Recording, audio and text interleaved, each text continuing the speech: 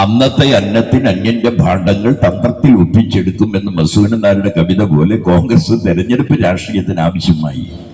എന്തെങ്കിലുമൊക്കെ പറയുക, തെരഞ്ഞെടുപ്പിൽ നിൽക്കുക, ജയിച്ചാൽ മുഖ്യമന്ത്രിയാകാൻ ഒരു 10 ആളുണ്ടെങ്കിൽ ആരാണ് മുഖ്യമന്ത്രിയാകാനെന്ന് വെച്ചാൽ ഇപ്പൊ കാണുന്നവനായിരിക്കില്ല, ചത്തോടത്തായിരിക്കില്ല നിലവിളി, വേറെ ആരെങ്കിലും ആയിരിക്കും മുഖ്യമന്ത്രിയാവുക. അപ്പൊ കോൺഗ്രസ് എന്ന് പറയുന്ന പാർട്ടി പണ്ട് ഇങ്ങനെ ആയിരുന്നില്ല. കോൺഗ്രസ് എന്ന് പറയുന്ന പ്രകാശ ഗോപുരം പോലെയുള്ള വലിയ പാർട്ടിയാണ്. നമുക്ക് കോൺഗ്രസിനോട് ആശയപരമായി ഒരുപാട് തർക്കമുണ്ടെങ്കിലും നമ്മൾ അതിനെ കണ്ടാൽ നമ്മൾ നയനാനന്ദകരം എന്ന് പറയാം, അത്രയും വലിയൊരു പാർട്ടിയാണ്. ജവഹർലാൽ നെഹ്റു, ലാൽ ബഹദൂർ ശാസ്ത്രി എന്നൊക്കെ പറഞ്ഞാൽ എന്താ ഒരു മനുഷ്യൻ. ഇന്ന് ഇന്ത്യ ഇങ്ങനെ നിൽക്കുന്നതിനൊരു കാരണക്കാരനാണ് നെഹ്റു എന്ന് പറയുന്ന ആള്. ഒരുപക്ഷെ ഗാന്ധി രക്തസാക്ഷി ആയിരുന്നില്ലെങ്കിൽ ഗാന്ധിയേക്കാൾ പ്രശസ്തനാവേണ്ട ആളായിരുന്നു നെഹ്റു.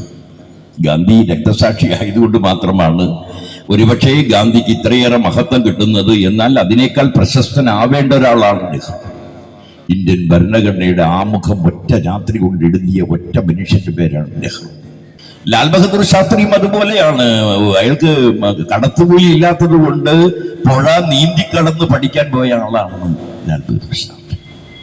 അല്ലാണ്ട് രാഹുൽ മാങ്കൂട്ടത്തിന്റെ പാർട്ടിയായിട്ട് ഇതിനെ കാണരുത്. അപ്പൊ അതങ്ങനെയായി രാഹുൽ മാങ്കൂട്ടത്തിന്റെ, അത് ഷാഫി പറമ്പലിന്റെ, രാഹുൽ മാങ്കൂട്ടത്തിന്റെ, പിന്നെ പാലക്കാട് നിന്ന് ഏതോ ഒരു പെണ്ണ് കേസിൽ പ്രതിയായി പോയ വേറൊരാളുടെ, ഇതെല്ലാം രാഹുൽ മാങ്കൂട്ടത്തിന്റെ ആളായാലും മറ്റേ ആളായാലും എല്ലാം ഷാഫി പറമ്പലിന്റെ സുഹൃത്തുക്കളാണ്.